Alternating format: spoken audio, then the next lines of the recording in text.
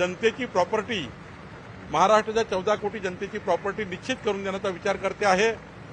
आमचे उपमुख्यमंत्री एकनाथ शिंदेजी, सुनेत्रा पवारजी आणि देवेंद्रजी, आमचं सरकार हे या ठिकाणी प्रचंड मजबूतीनं या ठिकाणी जनतेच्या मालमत्तेचं रक्षण करण्याचं काम करत आहे। मायक्रो झोनिंग जे आहे ते सुरू आहे मुंबईच्या त्याच्या संदर्भात सांगा, नागरिकांना काय फायदे होणार? आमचा नोंदणी मुद्रांक विभाग मायक्रो झोनिंगचा कायदा आणता आहे, सुरू झालेला आहे। मुंबईमध्ये प्रत्येक घराचं मायक्रो झोनिंग आम्ही करणार आहे, ठाण्याचं करणार आहे। आज 1 किलोमीटर बाय 1 किलोमीटर किंवा 500 मीटर बाय 500 मीटरच्या स्क्वेअरला झोन आहे। त्यामुळं त्या झोनमध्ये 500 square metre by 500 square metre झोनमध्ये सर्वात जी महागडी बिल्डिंग आहे त्या बिल्डिंगचा जो रेडी रेकनर आहे तो सर्वांना लागतो, छोटा असो की मोठा असो। त्यामुळं छोटं घर असेल त्याचे रेट हे न परवडणारे असतात रेडी रेकनरचे। त्यामुळं हा एक अन्याय आहे। प्रत्येक घराचं, प्रत्येक प्रॉपर्टीचं झोनिंग असलं पाहिजे, त्याचा वेगवेगळा रेडी रेकनर असला पाहिजे, हा विचार सरकारने केला आहे। आणि हा ऐतिहासिक निर्णय देवेंद्र फडणवीस सरकारने केला की प्रत्येक घरांचं झोनिंग, प्रत्येक घराचं सीटीएस आणि त्यांचा वेगळा रेडी रेकनर हा होणार असल्यामुळं आता जे अव्वाच्या सव्वा रेट गरीब माणसाला लागायचे, त्याच्या प्रॉपर्टी लागायचे, ते लागणार नाही। आता यावर्षी मुंबईत आम्ही मायक्रो झोनिंग करतोय, मग नवी मुंबई ठाणेला आम्ही करतोय, पुणे, नाशिक आणि नागपूरला करतोय, आणि मग टप्प्याटप्प्याने पुढच्या 3 वर्षामध्ये राज्याच्या सर्व गावामध्ये, शहरामध्ये, नगरपालिका, नगरपंचायतमध्ये मायक्रो झोनिंग आम्ही करणार आहे। 15/10/2024 पूर्वी तुकडेबंदी कायदा आम्ही रद्द केल्यामुळं जे 1000 फूट, 1500 फूट जे काही प्लॉट झाले असतील, घरं झाले असतील, त्यांचे जे कायदेशीर करण्याकरता बंधनं होती ते आम्ही हटवलेले आहेत। आणि त्यामुळे 15/10/2024 पूर्वीची सर्व घरं जे खाजगी मालमत्तेवर आहेत ते कायदेशीर होणार आहे। 1 जानेवारी 2011 पूर्वी सरकारी जागेवरचे कायदेशीर होणार आहे।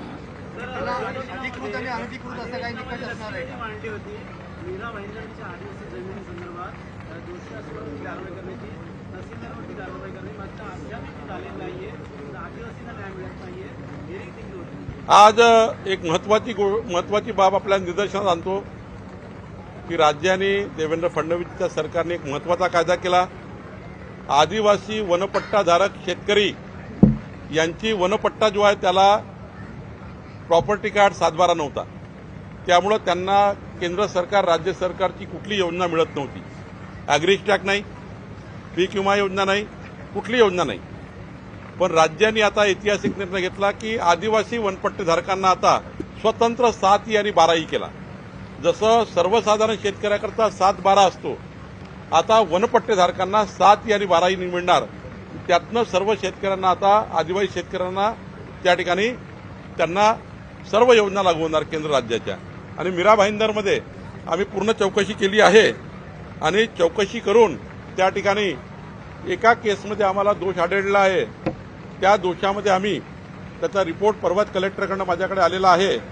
त्या ठिकाणी तहसीलदारनी चूक केलेली आहे, त्यावर आता आम्ही काही कारवाई करणार आहोत।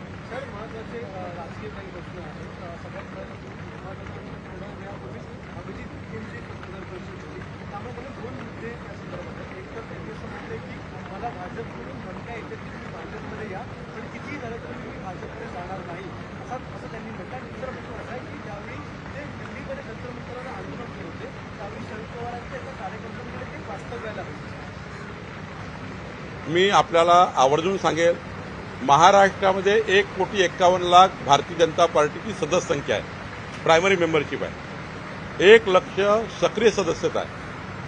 देशामध्ये 13 कोटी सदस्य संख्या आहे। यापैकी कुणीतरी एका व्यक्तीने माननीय दिपकेजींना भाजपमध्ये या आणि त्यांना धमकी दिली असेल तर त्यांनी आम्हाला नाव कळवलं पाहिजे, आम्हाला खुलं नाव कळवलं पाहिजे। आम्ही आमच्या कार्यकर्त्यावर कारवाई करू, पण जर नाव कळवलं नाही तर मात्र भारतीय जनता पार्टीची कुणी बदनामी करू नये। ते काय, त्यांना कुणाच्या घरी राहायचं, कुठं राहायचं त्यांचा अधिकार आहे। दुसरी गोष्ट, ठाण्यामध्ये रविवारी एक कार्यक्रम झाला, एकत्र 3 कार्यक्रम झाले, या 3 कार्यक्रमांमध्ये स्थानिक भाजपचे आमदार गावकरे, उपमहापौर होतं आणि त्याच्यामुळे अपघात देखील दाखल झालेला आहे. त्याचबरोबर महापालिकेकडे हे कार्यक्रम पुन्हा घेण्याची विनंती उपमहापौरांनी केली. काय वाटतं, ज्यावेळी शिवसेना भाजप महायुती आहे त्यावेळी निवडणुकीच्या वेळी एकत्र येऊन आणि अशा वेळी शिळे लाटायला प्रयत्न केला असतो. दुसऱ्या पक्षाला आवडला गेला असं आहे की याबद्दलचा स्थानिक जे इश्यू आहेत ना, त्या स्थानिक इश्यू आहेत, स्थानिक आमदार आहेत, माननीय पालकमंत्री आहेत, ते बसून सोडवतील.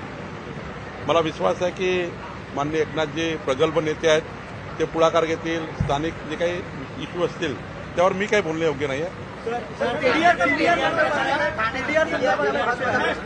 याच्यामध्ये रजिस्ट्रेशन फी जी आहे ती माफ करण्यात आलेली आहे. मोठा महसूल जो आहे तो महापालिकेने कोणत्याही परिस्थितीमध्ये मी आज प्रेझेंटेशन म्हणजे कोणत्याही परिस्थितीमध्ये मुद्रांक शुल्क विभागाचा मंत्री मी असल्यामुळं एकही रुपया डुबणार नाही याची खात्री ठाणेकरला मी देतो आहे. आजच जिल्हाधिकारी कार्यालयात मी प्रेझेंटेशन घेणार आहे आणि ठाण्यामध्ये ज्यांनी ज्यांनी मुद्रांक शुल्क बुडवण्याचा प्रयत्न केला, ज्यांनी ज्यांनी गरीब माणसाला जी घरं द्यायची होती ती दिली नसेल, ज्यांनी ज्यांनी माळाची घरं बांधली पण गरीब माणसाला जी घरं द्यावी लागतात ती दिली नसेल, जसं नाशिकमध्ये दिली नाही, त्यांची आम्ही पूर्ण चौकशी करणार आहोत. कोणत्याही परिस्थितीमध्ये मुद्रांक, महसूल आणि लँड रेकॉर्ड या 3 खात्यामध्ये कुणाची गय होणार नाही याची शाश्वती मी देतो आहे. टीडीआरचा जो संदर्भ आहे त्या टीडीआरच्या संदर्भामध्ये असं सांगितलं आहे, अनेकांनी आपल्या देखील नगरसेवकांनी आरोप केले महासभेमध्ये की महापालिकेने व्यवस्थित बाजू मांडली नाही आणि हा जो टीडीआर जो आधी 2800 कोटींचा सांगत होते तो आता जवळपास 3,500 कोटींपेक्षा जास्त टीडीआर देण्यात आलेला आहे. आज मला नगरसेवक निवेदन देणार आहे. मी माननीय मुख्यमंत्री महोदयाशी या विषयावर सविस्तर चर्चा करेल. गरज पडली तर माननीय मुख्यमंत्री याची चौकशी लावेल. आपण मुदतवाढ देणार आहात का? तलाठी भरती आता निघालेली आहे, या संदर्भात काही ज्या ज्या ठिकाणी मुदतवाढ मागितली त्या ठिकाणी देऊ.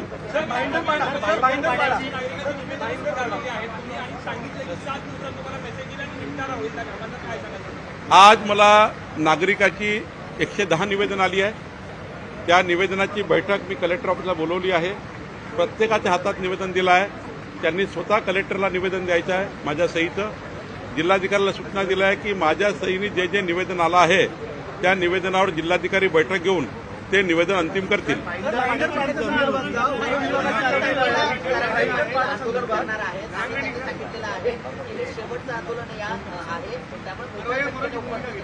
नाही, आंदोलनाचे मुद्दे बघावे लागतील, काय मुद्दे आहे. यापूर्वीच मराठा आरक्षण संबंधी राज्य सरकारने प्रचंड पुढाकार घेतला आहे आणि जे काय राहिलं असेल ते आपण पुन्हा करू. पण जरांगे पाटीलचं आंदोलन कशा मुद्द्यावर आहे चेक करावं लागेल, कारण यापूर्वी जे मुद्दे मांडले आहेत ते सरकारने सोडवलेले आहेत.